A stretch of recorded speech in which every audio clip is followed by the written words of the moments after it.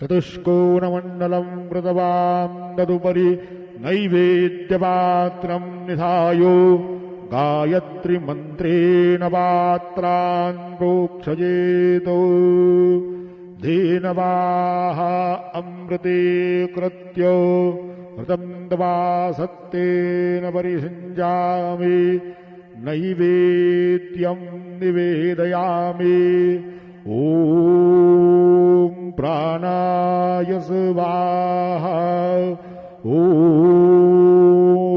अपानाय स्वाहा ॐ व्यानाय स्वाहा ॐ उदानाय स्वाहा ॐ समानाय स्वाहा ॐ ब्रह्मणे नमः।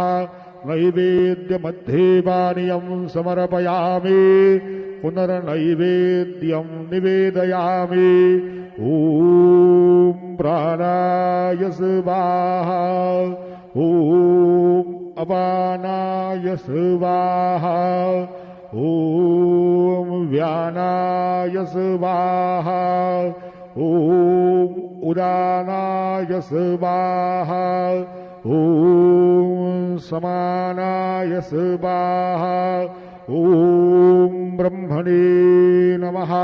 नैवेद्यं समर्पयामि हस्तप्रक्षालनं समर्पयामि मुखप्रक्षालनं समर्पयामि सद्गुरु साईनाथ देवताभ्यो नमः। चरणकमले प्रार्थनापूर्वक नमस्कारं करोमि।